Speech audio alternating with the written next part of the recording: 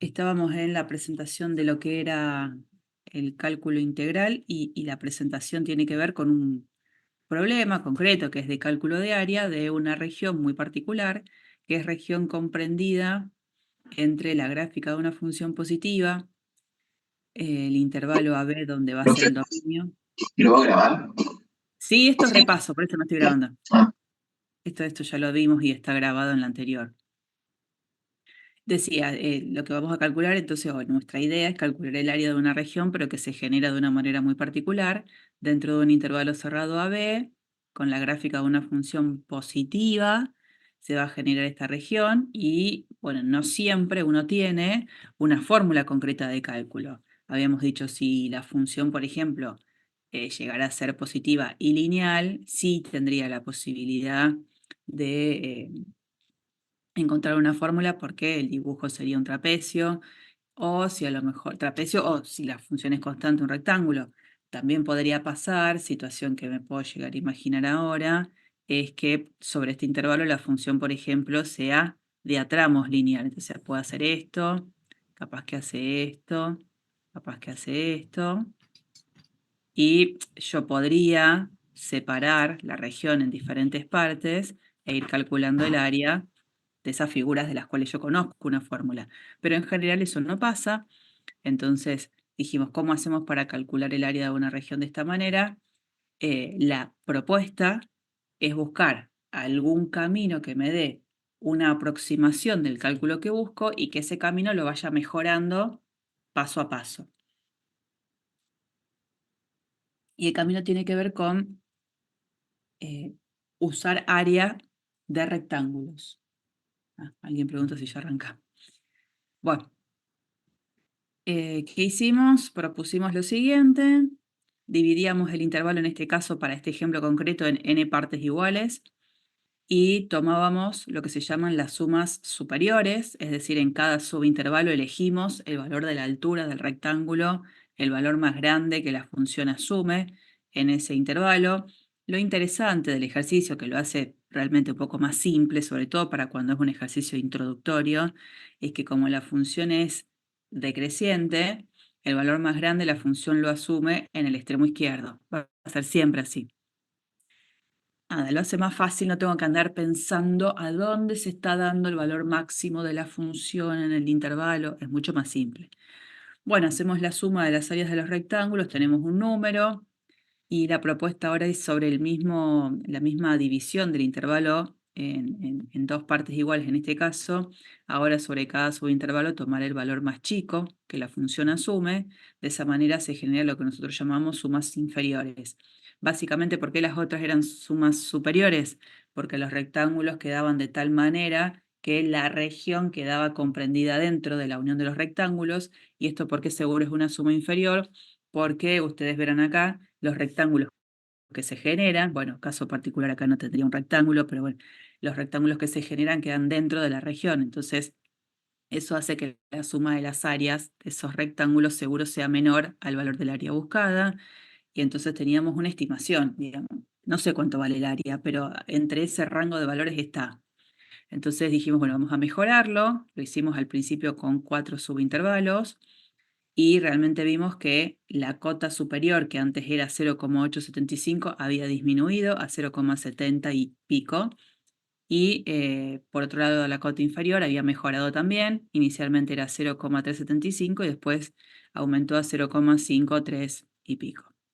Bueno, uno entiende entonces que cuanto mayor sea la cantidad de subintervalos involucrados, mayor sea la cantidad de rectángulos involucrados, la suma superior e inferior van a tender a darme un valor más ajustado en esas cotas. Y bueno, lo vimos en el GeoGebra, viendo justamente estas sentencias que hay que poner, que en realidad uno pone suma y ya solo aparece un desplegable en donde uno tiene que elegir suma superior o suma inferior, y que con 100 rectángulos, 1000 rectángulos, ya la cosa era como que la suma superior y la suma inferior eran muy, muy, muy, muy parecidas.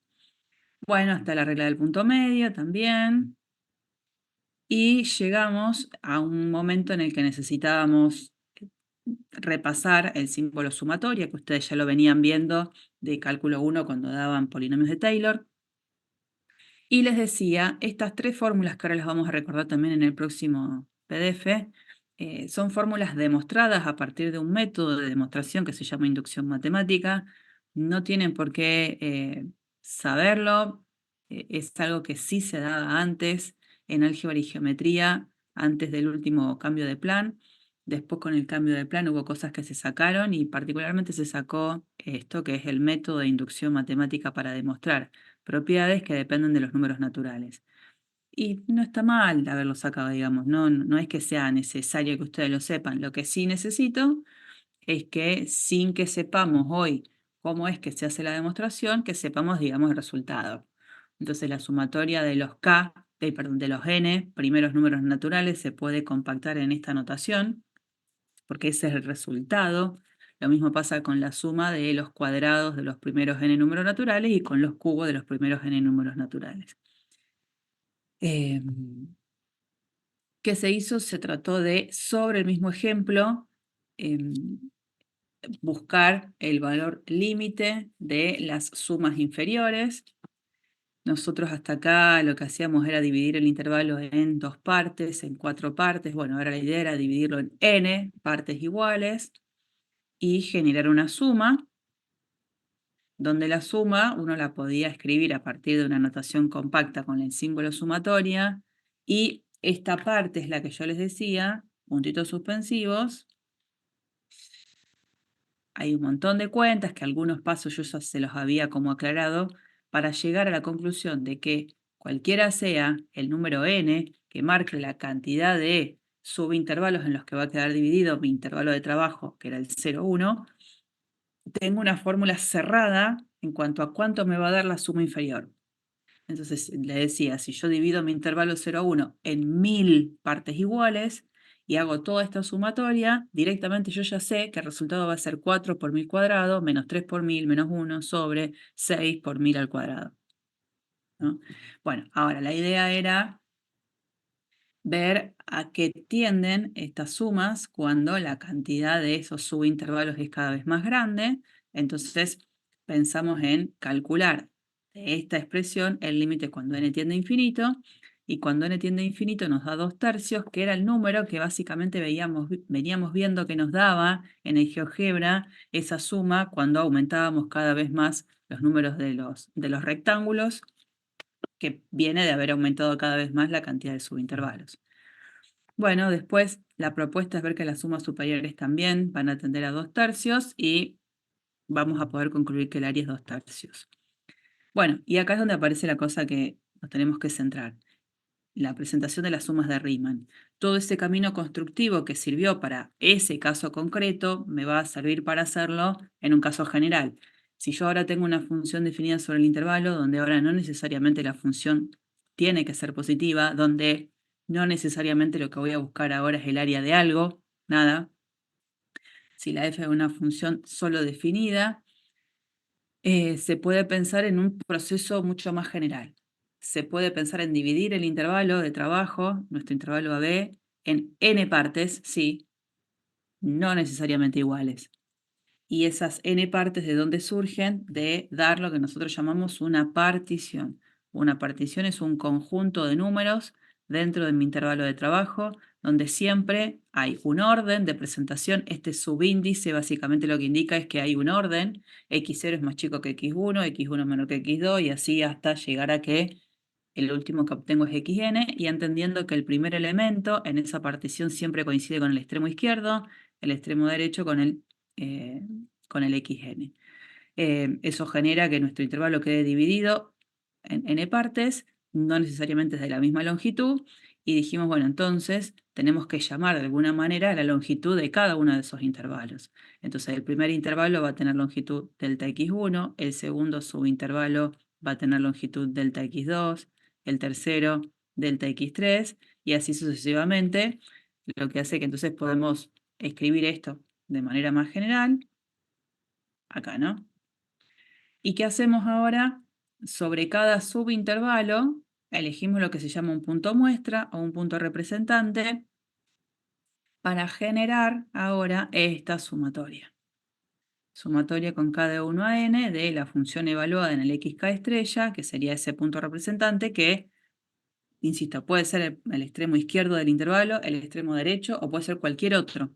Como por ejemplo fue en la regla del punto medio, elegir el valor de la altura de los rectángulos, lo que la función valía en el punto medio. Bueno, ahora es elegir un número dentro de cada subintervalo, ver lo que vale la función en ese punto y me generará en el dibujo un rectángulo. Si la función es positiva en ese punto a muestra, recuerdan que los rectángulos quedaban por encima del eje X. Si la función en el punto a muestra es un número negativo, el rectángulo quedará dibujado debajo del eje X. Y tengo esta sumatoria la que se llama suma de Riemann de esa función con la que esté trabajando en el intervalo de trabajo que es el intervalo AB. ¿Cuántas sumas de Riemann tengo posibles para armar? Infinitas, porque tengo infinitas formas de elegir esta partición y dentro de esa partición ya elegida tengo infinitas formas de elegir un punto a muestra sobre cada subintervalo. Una vez presentada la suma de Riemann, lo que hicimos fue, sin asustar a nadie, presentar qué significa una integral definida. Una integral definida es un número, que es el límite de las sumas de Riemann. Y cuando uno habla de límite, ¿se acuerdan que les dije muchas veces uno en cálculo 1 no ve la definición formal de límite? Pero bueno, ahora lo que les había dicho es, se las presenté por si alguno no la había visto en su comisión. Aquellos que hayan sido alumnos míos en cálculo 1 no la van a ver, no la vieron. Entonces digo, se las comentaba, ¿para qué? Para que se entienda por qué ahora yo escribo todo lo que escribo acá abajo, ¿no? Decir que el límite de las sumas de Riemann existe y que tienden a un número i, es decir que para cualquier epsilon positivo existe un delta asociado con él, obviamente, para el cual se cumple lo siguiente. Para toda partición del intervalo con norma menor que delta y cualquier elección de ese punto muestra, la suma de Riemann que se genera difiere de ese número que va a ser el límite en valor absoluto en menos de epsilon. Y recordemos que la norma de la partición era el valor más grande de todas esas longitudes de los subintervalos donde ahora no necesariamente son iguales. Entonces, si la más grande es muy pequeña, con más razón todas las que siguen. Después sí vimos, como retomando un poco esto de las sumas de Riemann, otra vez eso escrito, algunas cuestiones varias en cuanto a observaciones. La integral definida que se escribe de esta manera, con esta notación, es un número. Entonces es habitual esta integral que representa el extremo inferior del intervalo, el extremo superior de este símbolo integral, el extremo derecho del intervalo. Acá se incorpora la función integrando y acá el diferencial que indica la variable con la que estoy trabajando. Importante decir que una función es integrable, es básicamente decir que el límite de las sumas de Riemann existe. No depende la integral definida de la variable que se me haya ocurrido a mí usar en esta expresión. Decíamos que la variable era muda. Y la interpretación de la integral cuando, en principio de las sumas de Riemann y luego de la integral. Si la función es positiva, esta suma que se genera como suma de Riemann va a representar la suma de áreas de rectángulos. Mientras que cuando la función, por ejemplo en este caso, puede llegar a tomar valores positivos o negativos, esta suma de Riemann se interpreta como la suma de las áreas de los rectángulos que quedan por arriba más los opuestos de las áreas de los rectángulos que quedan en el dibujo por debajo del eje X. Acuérdense, cuando uno habla de área, área siempre es un número positivo, por eso se habla de la suma de los opuestos. Y un poco la idea era qué pasa cuando uno trabaja con una integral. Si la función ahí es positiva, ya la integral definida va a representar el área de esta región. Y si la función no es positiva, se puede pensar que la integral sí es una resta de áreas. El área de toda esa región dibujada por arriba del eje X y por supuesto acotada por la gráfica de la función, menos el área de la región, sí acotada por la región, por la función, pero que quedó por debajo del eje X. Bueno, hasta ahí más o menos habíamos llegado y habíamos trabajado el hecho de que la función Si es integrable, necesariamente es acotada. ¿Qué quiere decir? Que los valores de las imágenes de la función van a tener que estar sobre un cierto rango de valores. Por lo tanto, si una función tiene lo que se llamaría una asíntota vertical, en algún lugar dentro de su intervalo de trabajo, esa función, al no ser acotada, no es integrable. Bueno, ahora sí, no sé si hay alguien que me quiera hacer alguna pregunta sobre eso que hicimos, que para mí fue repaso. No fue otra cosa porque eso ya lo vimos. Bueno, ahora empiezo a grabar. Recording in Bien, una vez progress. hecho entonces el resumen y el recordatorio de lo que se había dado en la clase anterior, vamos a comenzar con esto que no habíamos hecho, que era un ejemplo que tiene que ver con que se puede generar una función que sea acotada y no integrable. ¿No? Recién eh, veíamos el recordatorio de justamente lo que tenemos acá, que nos dice que si una función es integrable, si una función es integrable, que quiere decir que existe el límite de las sumas de Riemann en el intervalo AB, o sea que existe la integral definida, una de las cosas que va a tener que pasar es que la función es acotada en ese intervalo AB. ¿Qué significa que sea acotada? Lo que dice acá, las imágenes van a tener que estar contenidas entre un cierto rango de valores. Y la forma que uno encuentra para decirlo es el valor absoluto de las imágenes de todos los X dentro del intervalo AB en valor absoluto tiene que ser menor o igual a M.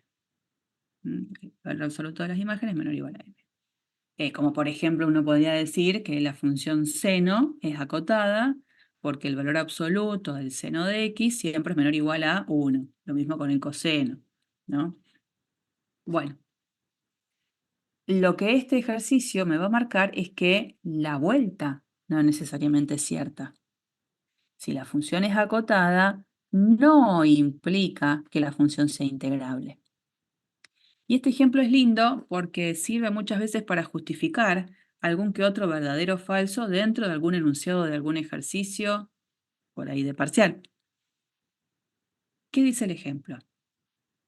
El ejemplo corresponde a una función que solo toma dos valores, o 0 o 1.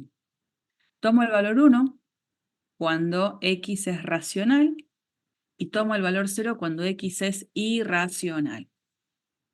Entonces, es una función en la que hacer la gráfica sería un problema, porque yo, como dominio de la función, lo tengo a todos los reales. Pero para hacer la gráfica, yo tendría que ir transitando todo el eje real e ir indicando, bueno, a ver, este es racional, listo, la función vale 1 en él. Si este es irracional, la función vale 0. Entonces quedaría visualmente una cosa un poco extraña, ¿no? Donde si esto es 1, quedaría para infinitos puntos dentro del intervalo de R, digamos, ¿cierto? Puntos en donde la imagen va a ser siempre 1 y otros infinitos donde la función siempre toma el valor 0.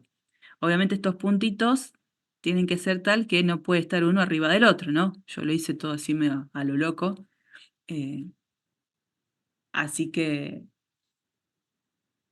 tener cuidado eso. Y si yo hiciera o quisiera hacerla sobre algún ordenador, sobre alguna aplicación, voy a ver que la gráfica queda rara porque va a quedar como dos rectas horizontales pintadas de color. Uno sobre el eje X y otra a la altura de y igual a 1. Y uno dice, ¿pero qué estoy haciendo? Eso no es la gráfica de ninguna función. Bueno, si uno hiciera zoom, zoom, zoom sobre toda la gráfica, se vería que aparecen estos puntitos. Bueno, no es que me moleste ahora esa cuestión, digo, comento el problema que podría haber, pero la función definida está bien. Si yo les pregunto a ustedes de esta función, ¿quién es el conjunto imagen? ¿Qué me van a decir ustedes? Conjunto imagen.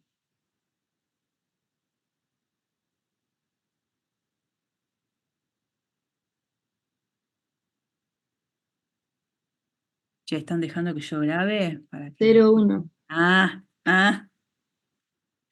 Bueno, entonces el conjunto imagen de esta función sería solo el conjunto formado por el 0 y el 1.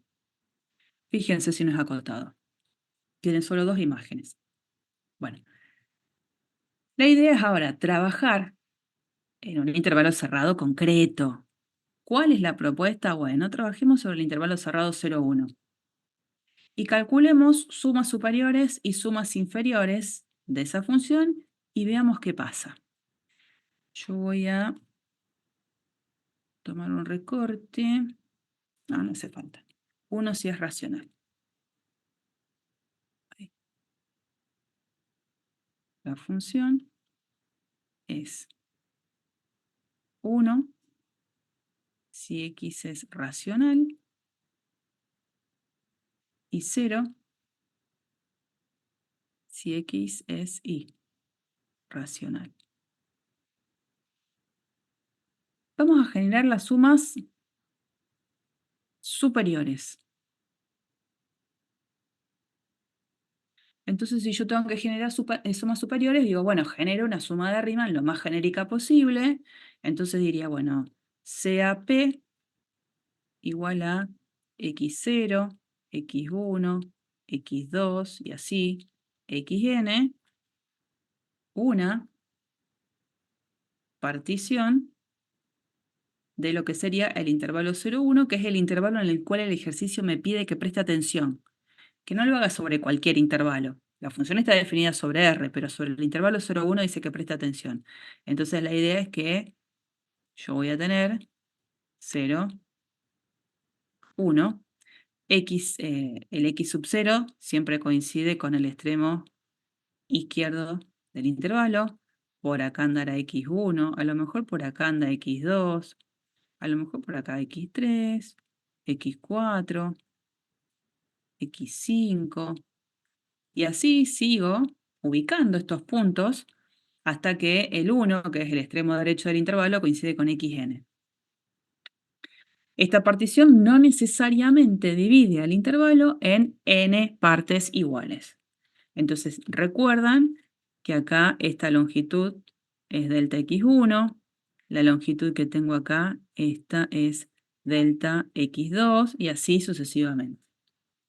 ¿Cómo se genera entonces la suma superior? Digo, bueno, la suma superior es la sumatoria con k de 1 a n de f en xk estrella por delta xk. Y si la suma es superior, evidentemente lo que tengo que hacer es en cada subintervalo tomar como valor de altura de esos rectángulos que se generan siempre el valor más grande que la función asume en cada subintervalo. Siempre el valor más grande que la función asume en cada subintervalo. Entonces pregunto,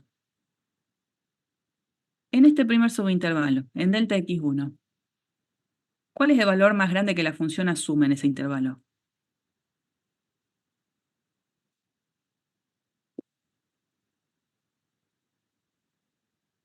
Vamos. En el primer subintervalo, el valor más grande que la función asume en ese subintervalo. 1. ¿Por qué? Si hay un número racional, sería 1.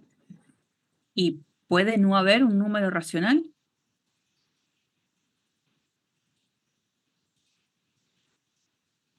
Es la pregunta, digo. ¿Puede no haber un número racional sobre este intervalo de 0 a, no sé, un tal x1? Sí, ¿por qué no? Claro. Siempre, en cualquier intervalo con continuidad que yo establezca, aunque no sea quién es x1, no sé quién es, pero es un número más grande que 0. Siempre en ese intervalo, primero, ¿cuántos números existen en todo intervalo? Tomo el intervalo desde 0 hasta 0,0005. El intervalo de 0 a 0,0005. ¿Cuántos puntos hay en el medio entre ellos dos? Infinitos. Infinitos. Siempre, siempre. Aún sea muy pequeño el intervalo que casi ni me lo puedo imaginar. Siempre. Y en ese infinitos números hay tantos infinitos números que sean racionales como infinitos números que sean irracionales. Entonces pregunto, me paro en el primer subintervalo. ¿Cuál es el valor más grande que la función asume en ese subintervalo?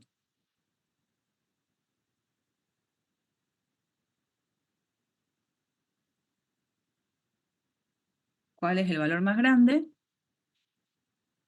que la función asume en el primer subintervalo? 1. 1. Entonces, en algún lugar hay infinitos números racionales en los cuales en cualquiera de ellos, cuando yo evalúo la función, vale 1. Entonces, hago este rectangulito, la altura de 1. Ahí. Voy al segundo subintervalo. En este, donde la longitud del intervalo es delta x2. Tengo que elegir el valor más grande que asume la función en ese intervalo. ¿Cuál es el valor más grande que asume en ese intervalo? 1 de nuevo. 1 de nuevo. Y así me voy a dar cuenta que siempre el valor que la función toma como valor más grande, cualquiera sea el intervalo de trabajo, es 1. Porque es suma superior la que estoy haciendo, ¿no? Entonces acá tendría la sumatoria con k de 1 a n de 1, 1 por delta x. O sea, básicamente es la sumatoria con k. Me quedó bastante feo ahí en k. La sumatoria con k de 1 a n de delta xk. Entonces estoy sumando delta x1 más delta x2 más delta x3 más delta x4, ¿no? Estoy sumando delta x1 más delta x2 más delta x3. Si sumo todos esos deltas, esta suma, ¿cuánto da?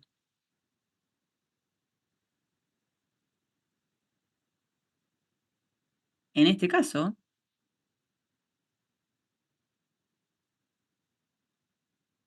sumo esta longitud, delta x1. Sumo esta otra longitud, delta x2.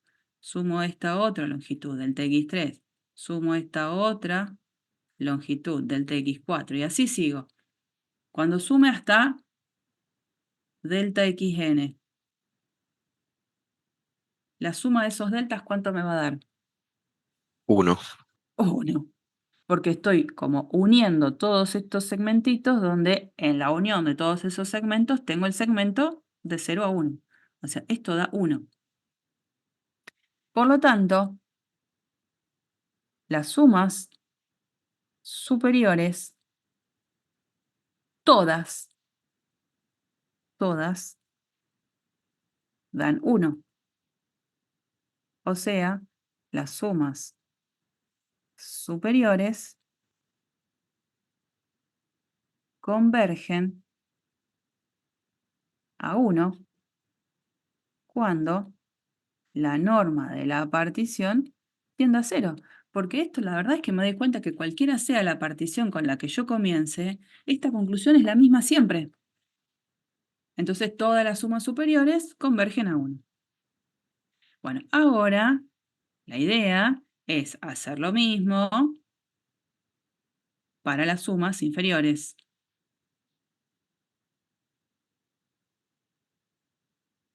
La partición sería la misma, genérica, tomaría la misma partición. Ahora las sumas, no le vamos a poner S sub P, bueno, le pongo ese sub, no importa, nombre. Las sumas ahora van a ser inferiores. Cuando yo marque esto,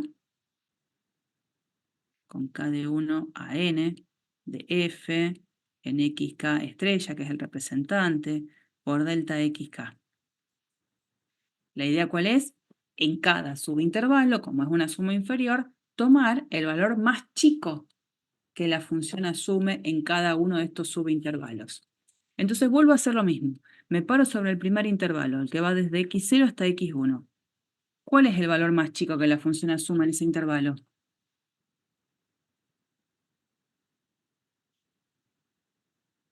0. 0. O sea que acá quedaría un segmentito, no me quedaría un rectángulo.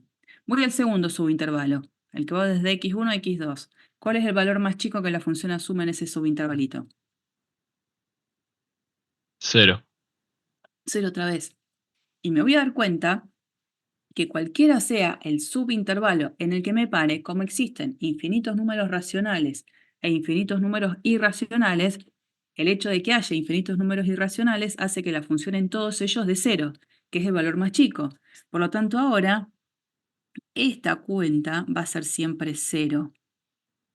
Lo que significa que voy a tener la sumatoria con k de 1 a n de 0, porque 0 por delta xk es 0, y 0 más 0 más 0 más 0 n veces es 0.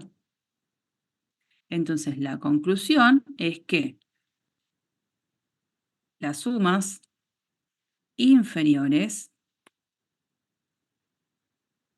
todas, porque acá no importa cuál sea la partición, todas dan 0. Es decir, que las sumas inferiores convergen a 0 cuando la norma de la partición tiende a 0. Entonces, conclusión de esta historia, las sumas superiores todas convergen a 1, las sumas inferiores todas convergen a 0. A mí me dijeron que si yo tengo una expresión de integral definida, voy a poner acá, la integral definida, en el caso de existir, es el límite de las sumas de Riemann cuando la norma de la partición tiende a 0. Es decir, toda suma de Riemann, al momento de tener una norma de partición tendiendo a 0, todas tienen que tender al mismo numerito. La noción clásica de límite. Ese límite además tiene que ser único.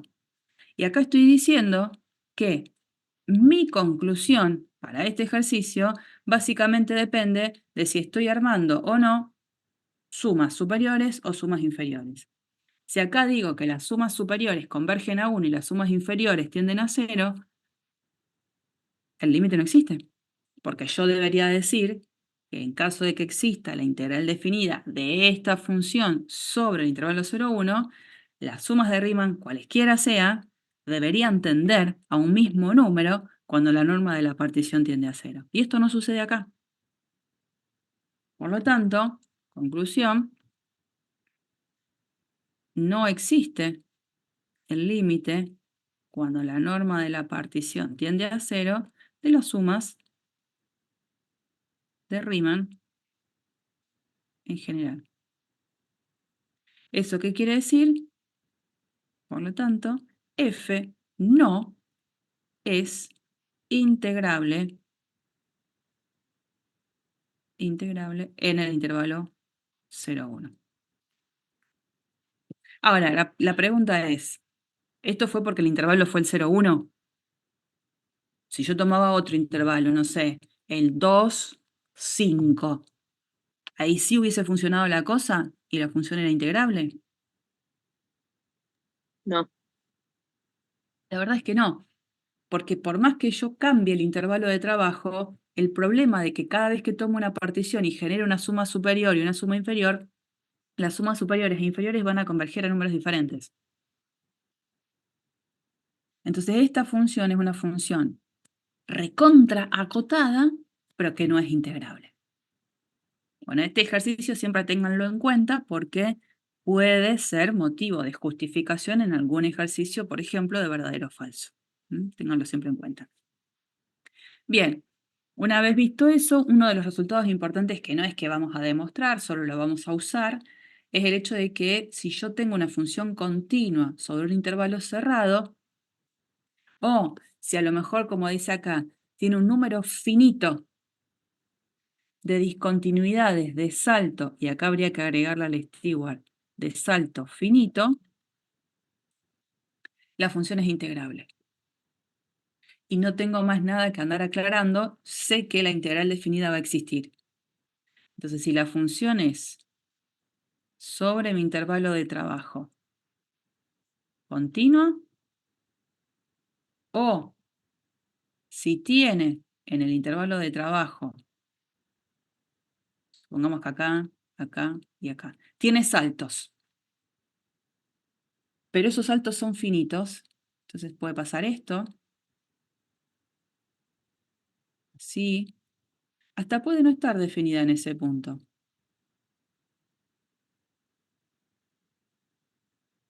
Y hacer algo así. Bueno, esa función no es continua, pero sí es lo que uno llamaría seccionalmente continua y donde esos saltos que se generan son, en principio, una cantidad finita, en este caso veo 1, 2, 3 saltos, y cada uno de esos saltos a la vez es finito. Cuando uno dice que el salto es finito, lo que está dando a entender es que los límites laterales en el punto, los dos existen. Distintos son, pero existen los dos. No tengo una característica que se vaya a infinito o a menos infinito, porque de aparecer eso aparece una asíntota vertical, de aparecer eso la función no sería acotada y si no es acotada no sería integrable. Entonces, si yo tengo una función como esta que es continua sobre todo el intervalo, o es esto, seccionalmente continua, con saltos, una cantidad finita de ellos y de saltos finitos, la función es integrable. ¿Qué quiere decir que sea integrable? Que la integral definida de la función existe. Ese teorema no lo vamos a demostrar, lo vamos a usar. ¿Estamos? Entonces ahora, gracias a tener ese teorema, yo lo que voy a hacer es pensar en aplicar el teorema de manera astuta. ¿Qué significa eso? Que cuando yo tenga la información ya de antemano que una función es integrable, por alguna de estas dos razones que recién comentábamos, yo ya sé que la integral definida existe como el límite de las sumas de Riemann, cualquiera sea la suma de Riemann que yo quiera generar. Entonces digo, si yo puedo optar por generar cualquier suma de Riemann y a esa suma de Riemann después calcularle el límite cuando la norma de la partición tiende a 0, que el resultado que me dé es el límite que estoy buscando, digo, ¿por qué no soy más viva? Y de todas las posibles sumas de Riemann que puedo generar, genero aquellas que a nivel de la práctica, nada, me alivian la situación. Entonces, ¿cuál es la idea astuta?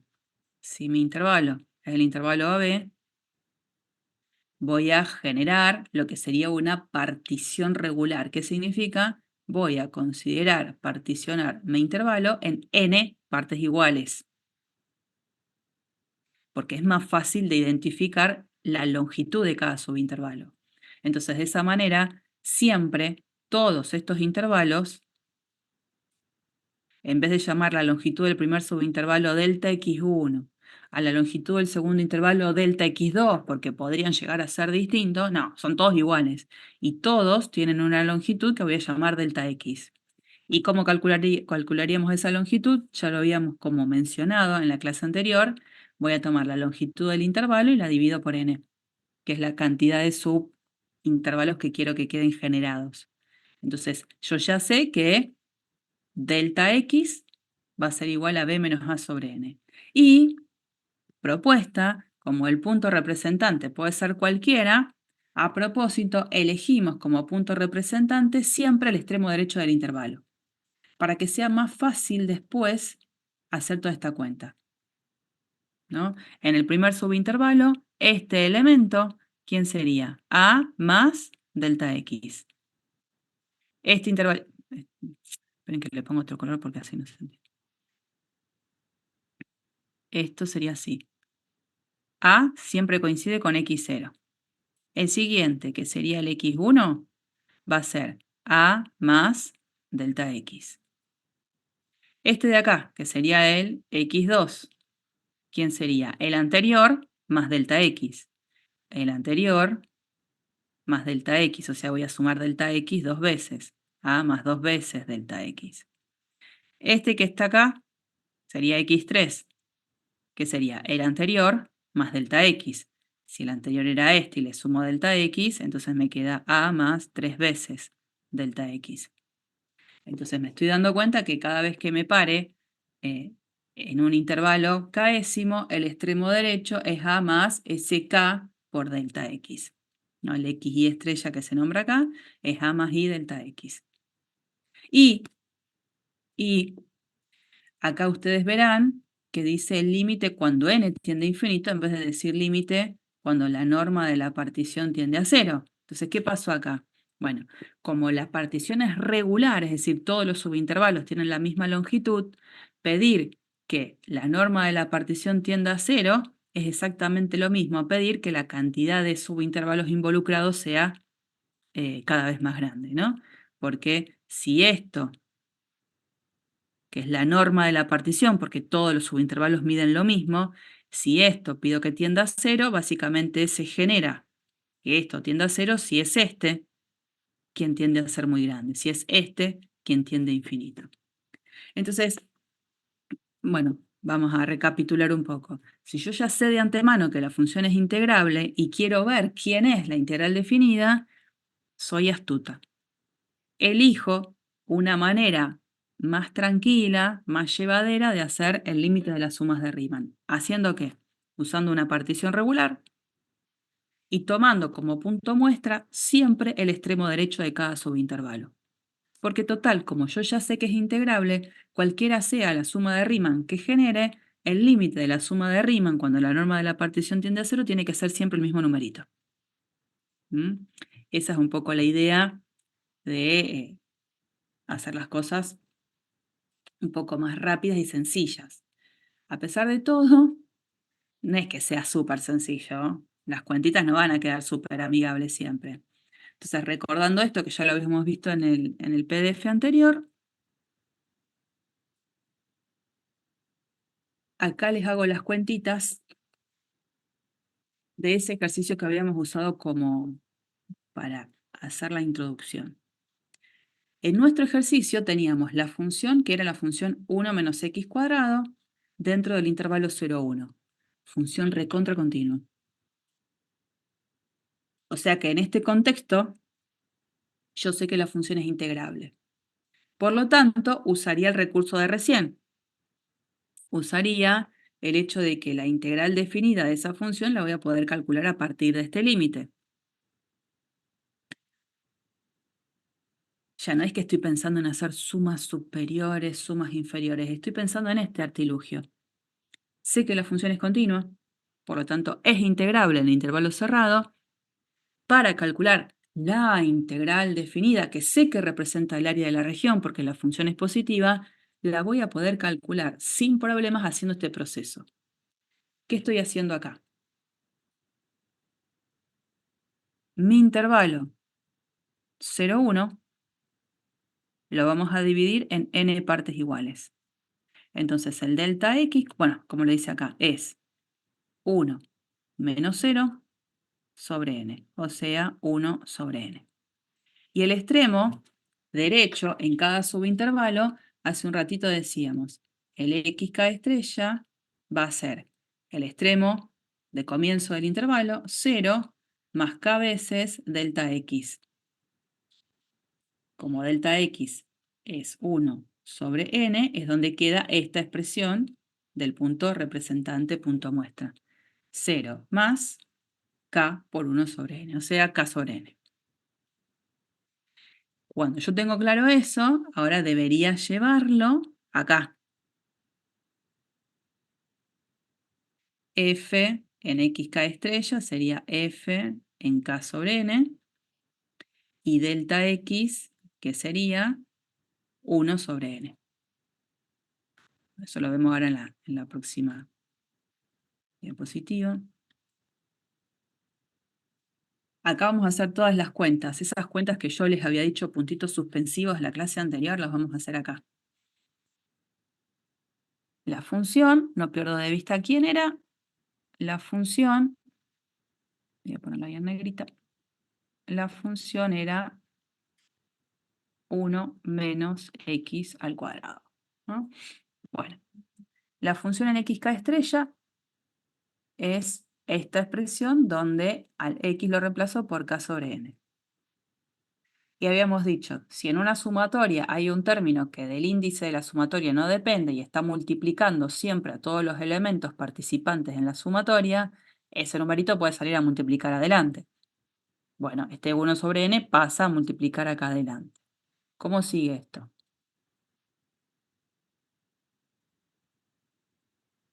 Sumatoria de una resta. Es la resta de las sumatorias. En la primera sumatoria tenemos la sumatoria con k de 1 a n de 1. O sea que estoy haciendo 1 más 1 más 1 más 1 n veces. O sea, eso es n. Y esta sumatoria, hasta acá creo que habíamos llegado en un poco la idea, es la sumatoria con k de 1 a n de k sobre n al cuadrado. En vez de escribirlo así, me conviene escribirlo de esta manera. ¿Por qué? Porque ahora me doy cuenta que esto que sería 1 sobre n cuadrado del índice de la sumatoria no depende. Entonces lo puedo sacar afuera de la sumatoria. Seguimos. Resulta que ahora esta sumatoria corresponde, esta que está acá, a una suma de la cual sabemos el resultado, que son de esas tres que yo les había comentado que se pueden demostrar por inducción. Esta sumatoria da como resultado esto que está acá. N por n más 1 por 2n más 1 sobre 6. Yo ya en esta instancia no tengo más el símbolo sumatoria. Pude resolver todas las sumas que estaban escritas de manera compacta a partir del símbolo sumatoria. ¿Cuál es mi misión ahora? Bueno, tratar de encontrar de esto alguna expresión un poco más cerradita, compacta, ¿no? Bueno, fíjense que, por ejemplo, una de las cosas que se puede ver es, me deja seleccionar el lápiz, es que este n lo puedo cancelar con uno de acá. Entonces, de este paso a este, el 1 sobre n queda, después este n que queda, y acá queda menos 1 sobre n por todo lo que tengo acá abajo. De este paso a este, ¿qué se está haciendo?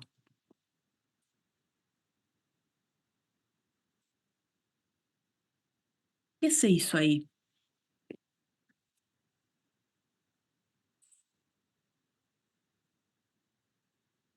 ¿Qué se hizo? Hizo una sola fracción buscando el común denominador. Perfecto, Alejo. Eso es lo que se hizo. Se realizó la resta, ¿no? Porque acá no me olvido que aparecen dos términos. Este queda como medio chiquitín, pero está.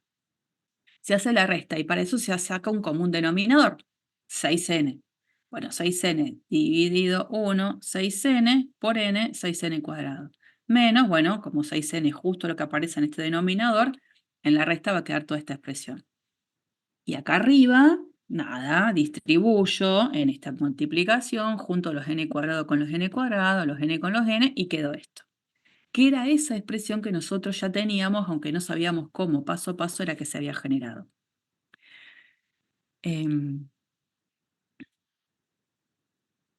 Después sí, lo que aparece es calcular el límite cuando n tiende a infinito de esa sumatoria, que eso ya lo habíamos hecho, o sea que mediante este argumento, ya con un montón de otro batallón de conceptos, sí podemos decir que la integral de 0 a 1 de esta función es 2 tercios. Y como la función era positiva, la interpretación sobre este intervalo es que esto corresponde al área de la región buscada. ¿Mm? Bueno, entonces ahora ya estaríamos en condiciones de hacer un ejercicio como este. Dice demostrar a partir del límite de las sumas de Riemann que la integral desde 0 hasta b de x diferencial x es b cuadrado sobre 2. Tenemos otra función ahora. Una función que en este caso sería f de x igual a x. Voy a hacer así, me lo voy a llevar acá. Tengo que demostrar que la integral desde 0 hasta b de x diferencial x es b cuadrado sobre 2 con b un número positivo. Esto es lo que tengo que mostrar. O sea, la idea es que la función de la cual se está trabajando es la función f de x igual a x con x perteneciente al intervalo 0b. Esa es la función en juego. Bueno, a ver, esta función, ¿será una función integrable?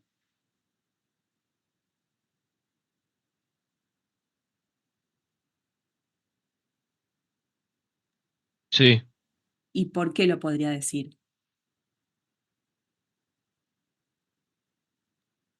En función de lo que ya estuvimos viendo, Porque es acotada. no. Porque es No. continuo. Claro, Arriba. acordate, ahí no llegué a ver el nombre de acá el compañero que había dicho que era acotada. Em, ¿Quién era? No es por alcahuete. ¿Quién? Yo, Diego. Diego, ahí estás, Diego. No, acordate siempre de este ejemplo. Esta función era recontracotada. ¿Fue integrable? No. Entonces, esa justificación de decir que es acotada no me sirve para decir que la función es integrable. Sí me sirve lo que vimos después. La función es una función continua en este caso. Entonces, esto sí me sirve para justificarlo, ¿no? Esa función f de x igual a x es continua en el intervalo 0b, en cualquier intervalo en realidad, ¿no? Con lo cual es integrable dentro de este intervalo 0b. Entonces yo tengo todo el permiso recién ahí de decir, entonces yo ya sé que esta integral definida es el límite de las sumas de Riemann, cualquiera sea el estilo de la suma de Riemann que yo elija. Entonces voy a decir, bueno, ¿cómo? Para cualquier elección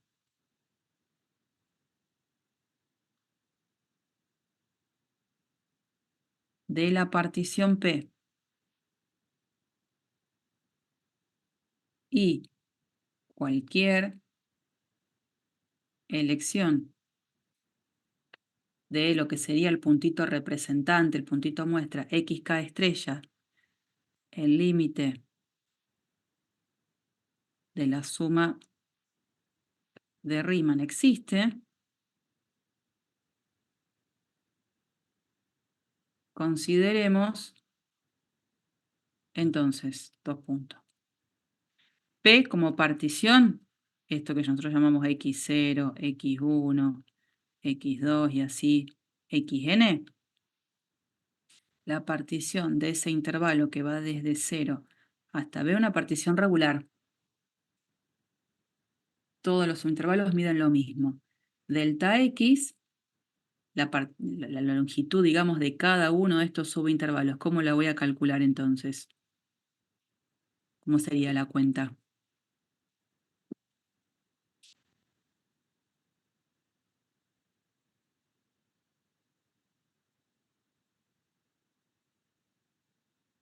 Que la hicimos hace un rato, ¿no?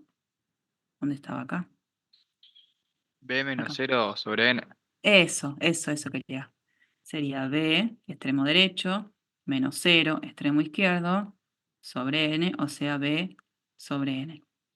Y usando ese mismo PDF, acá, el x k estrella sería el primer elemento, digamos, del intervalo, el extremo izquierdo, más ese, bueno, ahí dice y, pero le voy a poner k porque siempre dije k, k por delta x. O sea que en nuestro caso sería el x k estrella, el extremo derecho de cada subintervalo, sería 0 más k por delta x. O sea que nuestro x k estrella sería k por b sobre n. Y entonces ahora genero esa suma. La sumatoria con k de 1 a n de f en xk estrella por delta x. Sería la sumatoria con k de 1 a n de la función que no me olvido, la función es esta, porque es acá lo que dice x, la función identidad. Entonces tengo que aplicar la función identidad aplicada a xk estrella. ¿Cuánto me da la función en xk estrella?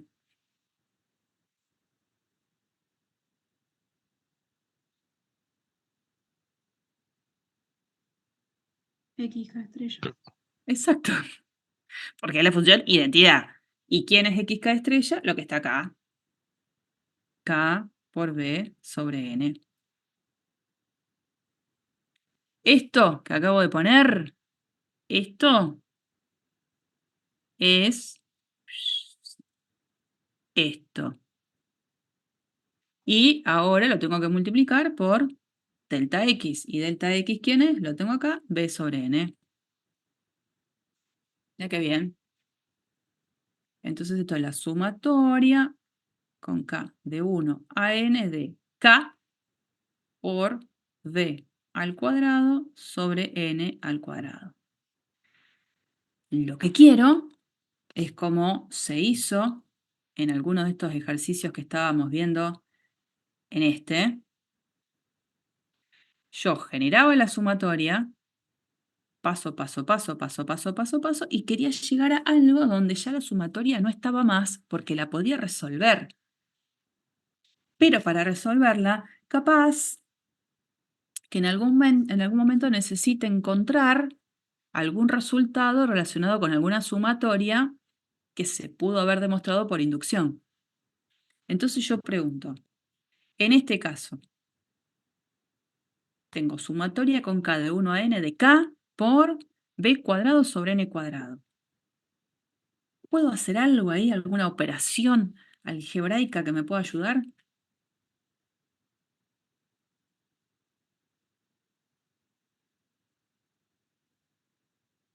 Sí, señora.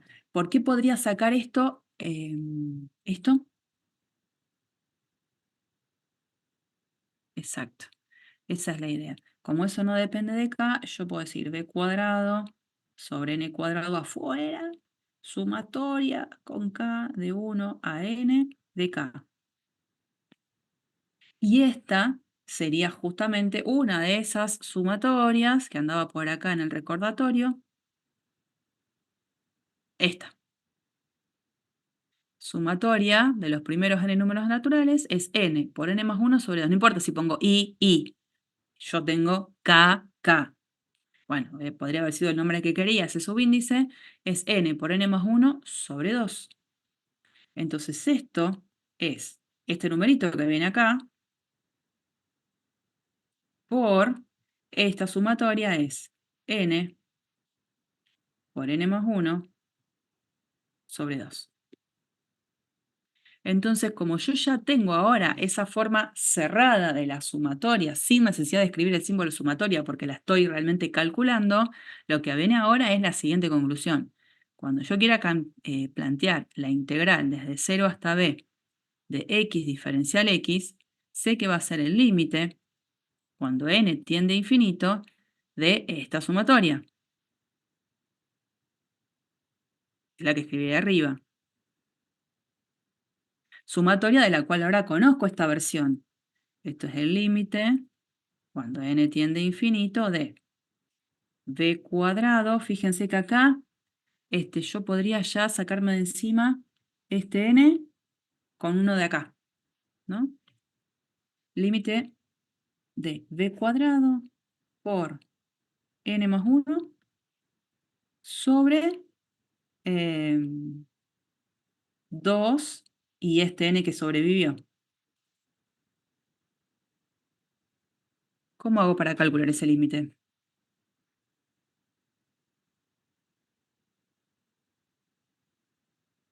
¿Qué hago? ¿Qué hago? ¿Qué hago?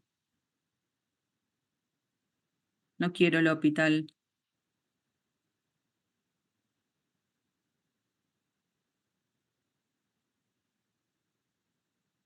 Me duermo. Distribuida arriba la multiplicación. No, Divido no. numerador y denominador por n para que quede 1 sobre n. Ahí me gustó, Iván. Que sería sacar n, factor común de la expresión de arriba, entonces me queda b cuadrado y saco el n de acá, ¿no? Me quedaría 1 más 1 sobre n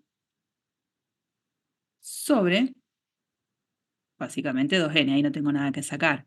Por lo tanto, y vuelve a generarse esta situación de poder sacarme el n Simplificando, y cuando n tiende a infinito, ¿qué sucede? Esto tiende a 0. O sea que todo este término que acompaña, digamos, al b cuadrado, tiende a 1. Por lo tanto, el resultado final es b cuadrado sobre 2. Bueno, acá me faltaba el cuadrado. Malísimo, b cuadrado sobre 2. Resultado final. Esto era b cuadrado, y nadie me dijo nada.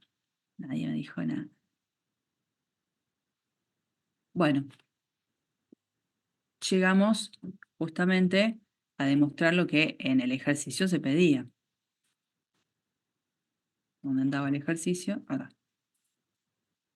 Mostrar a partir del límite de las sumas de Riemann que esta integral era b cuadrado sobre 2. Bueno, la verdad es que lo hicimos. Lo hicimos, no es poca cosa, y dentro de todo no ha sido tan dificultoso porque la función fue bastante buena. Pregunto, ¿podría haber hecho esto de una manera diferente, sin necesidad de haber hecho sumas de Riemann?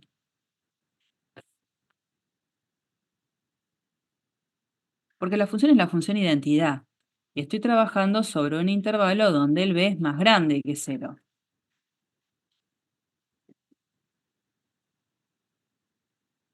O sea, situación, piqui, piqui, piqui, piqui, piqui, piqui, b, como la función es la identidad, acá tengo b, entonces igual a x.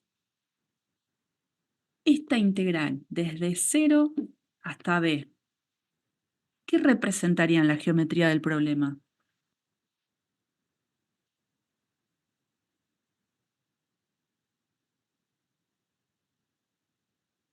La integral de 0 a b, la función es esta. El área bajo la El área función en del el dibujo. intervalo de 0 a b. Ahí va. O sea que esto, la integral desde 0 a b de x diferencial x como b es positivo, representa básicamente el área que queda debajo de la curva. Esto. ¿Y cuál es el área?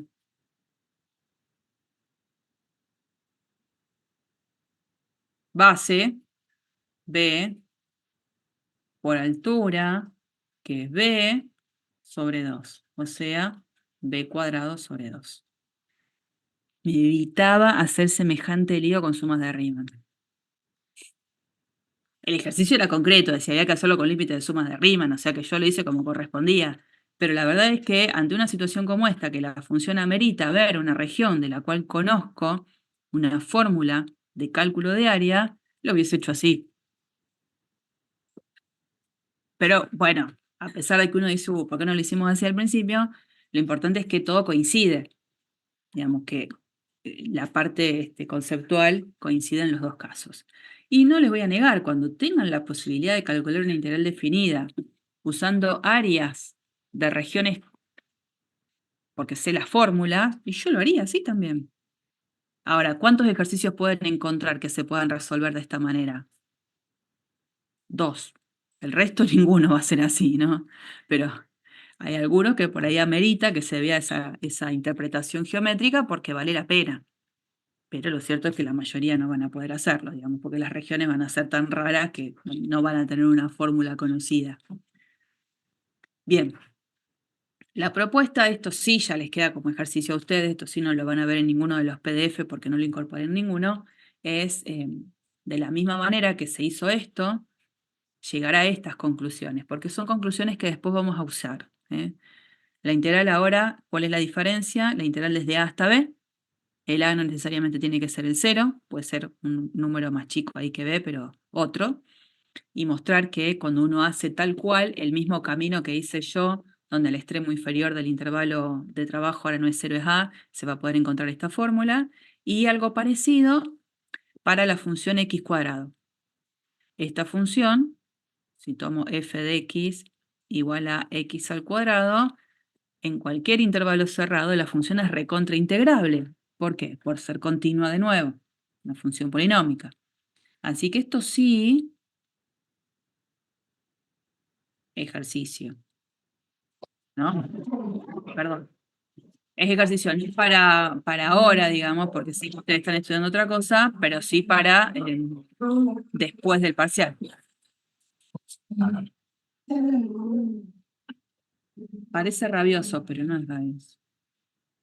Bueno, para terminar, estas propiedades, que son las que van a encontrar también en el libro, primero y principal, una extensión que se hace de la definición de la integral. Un segundo. Ahí lo llevan. Una definición que se extiende, que es la integral definida, se puede pensar también sobre un intervalo donde no necesariamente el A sea más chico que el B. ¿No? Digamos, nosotros estamos en todo lo que hicimos, siempre dimos por hecho que estábamos trabajando obviamente sobre un intervalo y el intervalo tiene un orden. El intervalo B, A es más chico que B. Bueno, si llegaran a encontrar la integral, digamos, por ejemplo, algo que diga así, de 3 a 1, de f de x diferencial de x, lo que tengo que pensar por definición, porque va a ser esta la extensión de la definición que se hace, que es el opuesto de la integral desde 1 hasta 3. Eso es una extensión de mi definición. Y por otro lado, si llegara a tener en alguna ocasión una presentación como la integral desde a hasta a de f de x diferencial de x, o sea, la integral desde 1 a 1 de f de x diferencial de x, de 5 a 5 de f de x diferencial de x, bueno, en ese caso se extiende la definición y esa integral se la define por 0. Entonces, aumentamos la definición de integral. Incorporamos estas cuestiones que hasta ahora no habían salido por el propio desarrollo.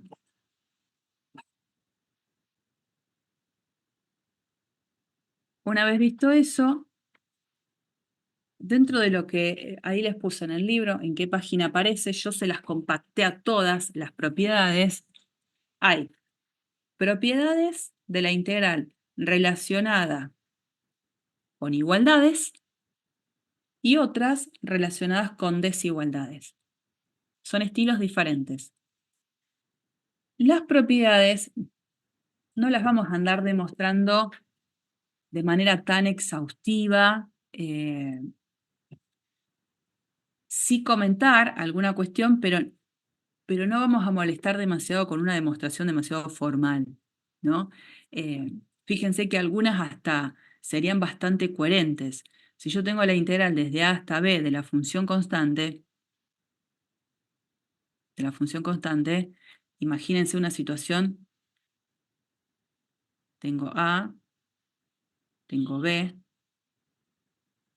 y la función constante llegara a ser una función ahí siempre positiva, la integral desde a hasta b de la función constante, básicamente la puedo pensar en esta interpretación como el área debajo de la curva y la región que queda sobre ese intervalo es todo un rectángulo.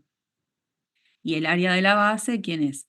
Perdón, el área del rectángulo es base por altura. La base es b menos a y la altura es c. Una interpretación gráfica de esta cuenta y muy especial cuando c es positivo. Pero si no, uno puede plantear la siguiente situación. Esperen que saco todos los...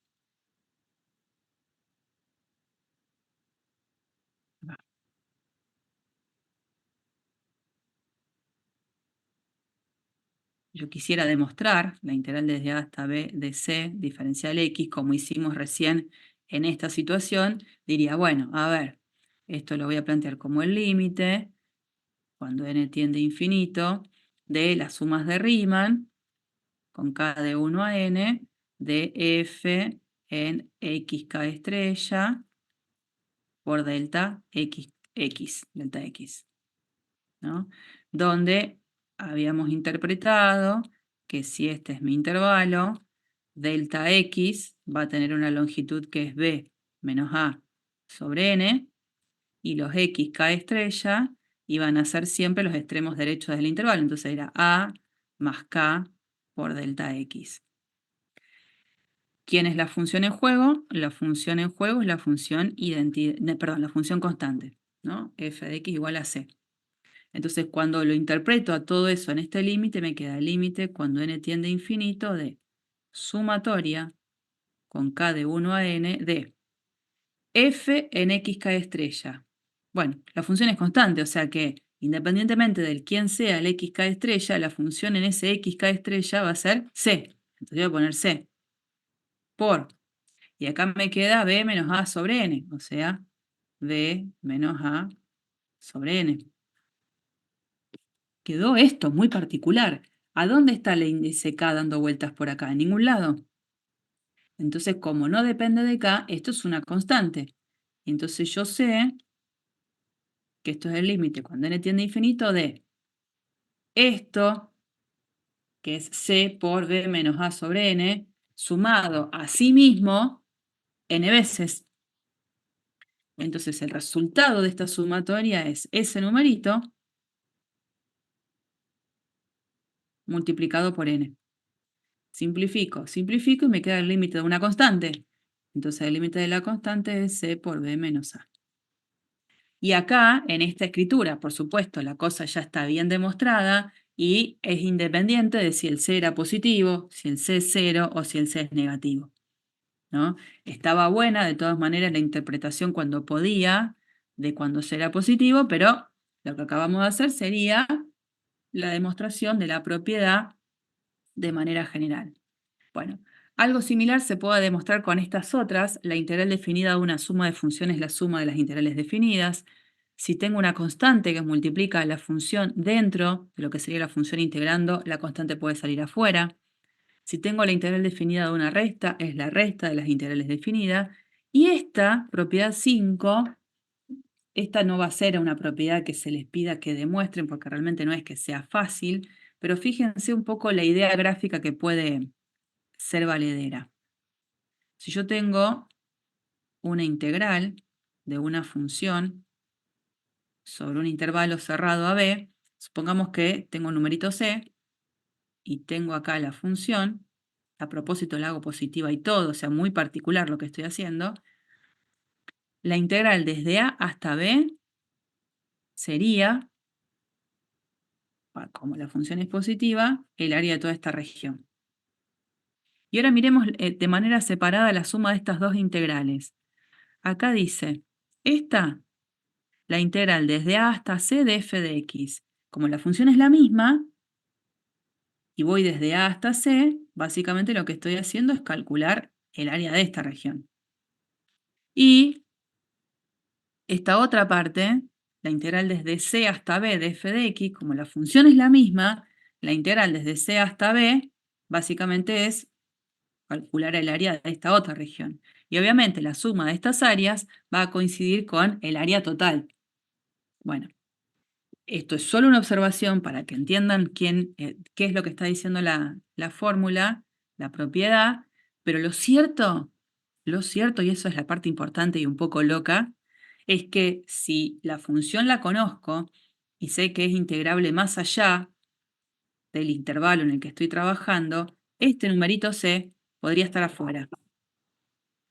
Afuera me refiero a, puede ser menor que a o puede ser más grande que b. Puede estar acá, tanto por fuera del intervalo porque es más chico que el extremo inferior o más grande que el extremo superior, o estar en el intermedio del intervalo AB. Eso está bueno también conocerlo. No vamos a pedir que se demuestre, solo si esta idea gráfica, en este caso tan concreto, de una función positiva y de que el C esté dentro del intervalo AB. Y estas propiedades que les decía que son de desigualdades, justamente tienen que ver con que si la función es siempre positiva, sobre todo el intervalo, obviamente la integral definida como va a representar un área va a ser, bueno,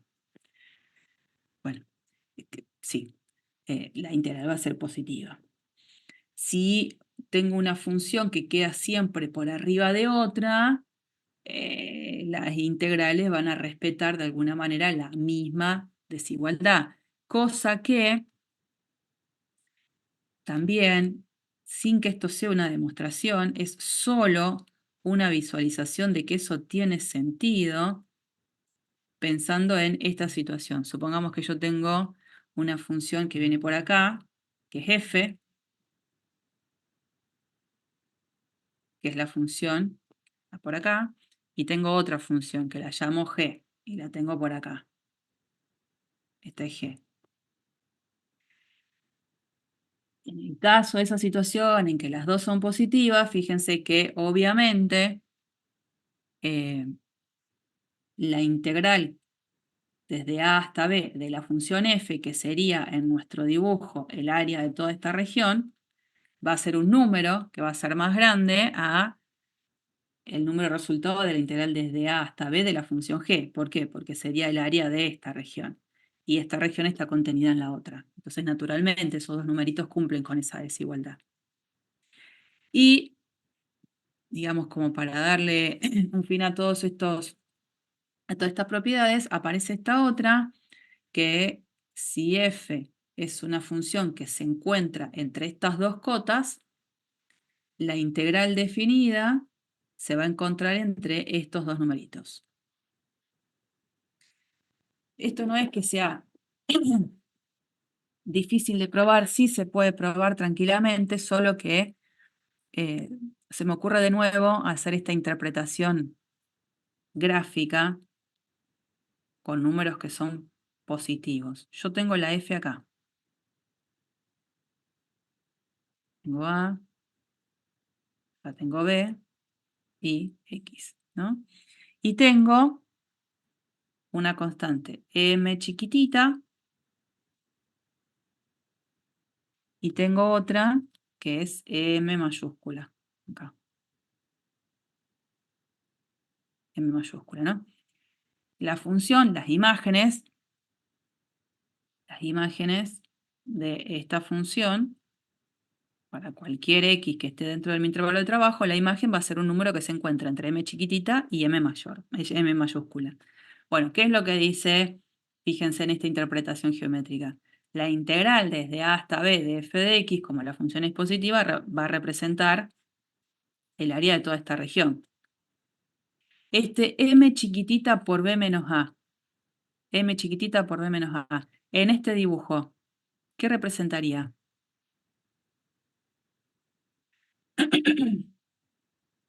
Entonces, m chiquitita, constante, sobre el intervalo AB. M por b menos a, ¿qué representa en este dibujo? Un rectángulo. En realidad esto es el área de este rectangulito chiquito. Y es verdad que el área de ese rectangulito chiquito, como el rectángulo está contenido en la región relacionada con la función f, esa área es menor a esta integral. Y por otro lado, en el dibujo, m mayúscula por b menos a, ¿qué representaría? M mayúscula por b menos a.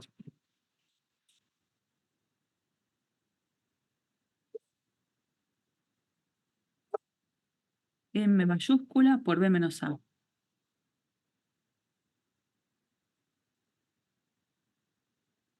Esta es constante.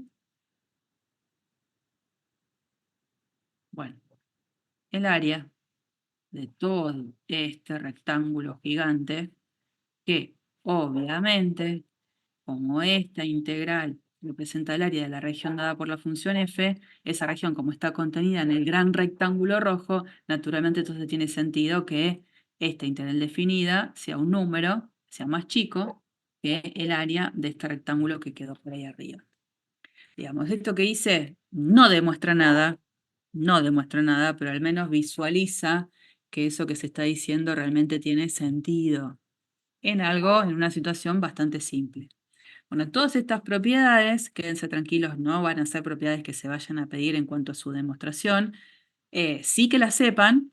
Y para terminar, esto eran recursos que nos habían quedado de la época de pandemia, que para mí siguen siendo súper válidos, que se los comparto de Khan Academy, que está buena la página por si alguno quiere como seguir profundizando en más ejercicios. Y acá hay un video de YouTube que lo había subido la profe Erika, que es nuestra profe coordinadora, de un ejercicio resuelto de la parte de ejercitación de esta sección que justamente usa las propiedades de la integral. Así que es material que les queda a ustedes para ver en su momento cuando estén estudiando todas estas cuestiones. Lo que sí, digamos, tienen un montón de cosas como para empezar a hacer, que entiendo que no las van a hacer ahora, pero después del parcial, el viernes, ¿qué sería? 5 de abril, en la práctica van a estar trabajando con todos estos ejercicios hasta lo que se pueda hacer. Pero ya teniendo estas propiedades de las integrales van a poder hacer varios ejercicios. ¿Mm? Acá. Recording stopped. Hay un montón para hacer, pero bueno, después del 3 de abril. Escúchenme, a ver. Se me pasaron el... Se los quiero copiar y pegar. Ahí me mandó Mariana.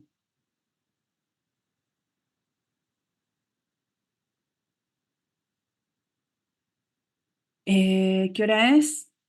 Bueno, yo les paso, les pongo a las profes que empiezan a las 9:10.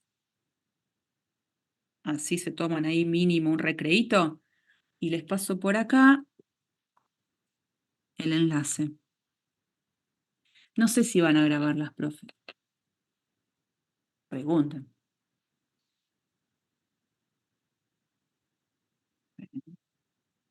Piqui, piqui. Copiar enlace.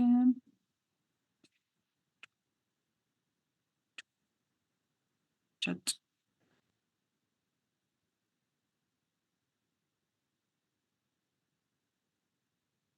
Participantes de la sala de espera no están en la reunión. ¿Y dónde está la sala de espera? Bueno, igual mándame el mensajito.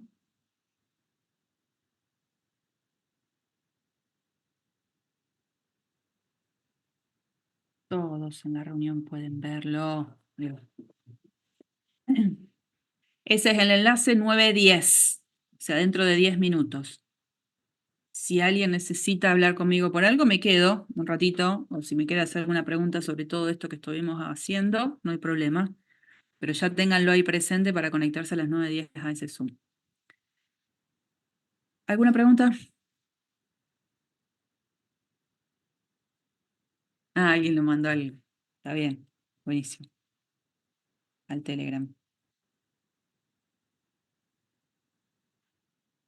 Si hay alguno que no está en Telegram, acuérdese de unirse. Ujú. Aixa, ¿está? Que decías que no te aceptaba. ¿Entraste? ¿Estás ahí? No sé. Capaz que se fue. Bueno, ninguna pregunta, entonces. La vamos a poner acá, 9:10.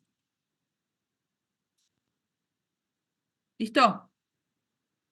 Los dejo entonces en manos de las profes de práctica. Sí, profe, una duda. Dale. ¿Van a hacer alguna consulta en estos días, sea feriado o no hay consulta ni siquiera virtual ni nada? Son las consultas que hay. No me fijé ahora en el campus, ahí me fijo 2 segundos. Ya les digo. ¿Esto qué es? Cálculo 2, primer semestre. ¿Qué tenemos acá? El parcial ya es directamente el día. Sí. Salimos del fin de. Por eso es que la idea es que aprovechen hoy esta clase. Bueno, hoy tienen consulta a las 10:40, apenas termina la clase, da Evelyn, que las va a dar a las 11 por Meet. A las 15, ay, están todas. A las 15, Mónica Napolitano es buenísima. Moni es buenísima. A las 15 hoy. Y a las 16:50, acá dice Mariana Pérez en el segundo. Mariana, nuestras profes. Aprovechen esas 2 consultas que son muy buenas, ¿eh? Para las 4, la de Evelyn también, de las 3 de Evelyn también. Hay otra profe que es Marisa Piraíno, que da a las 13:45. Ella es profe de la comisión 123, profe de teoría. Pero como ustedes seguramente van a querer hacer más consultas de práctica, por ahí les digo que vayan a la de Mónica o a la de la propia Mariana. Tienen como para poder hacer algunas cuestiones. Y si no, a ver, previo al 3, que es nuestro parcial, si alguno me quiere hacer alguna pregunta por mail, no hay problema. No se preocupen. Háganmela y yo se las contesto. ¿Estamos?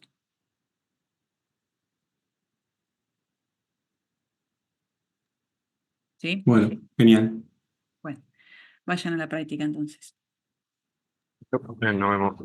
Nos vemos. Buen fin de largo. Chao.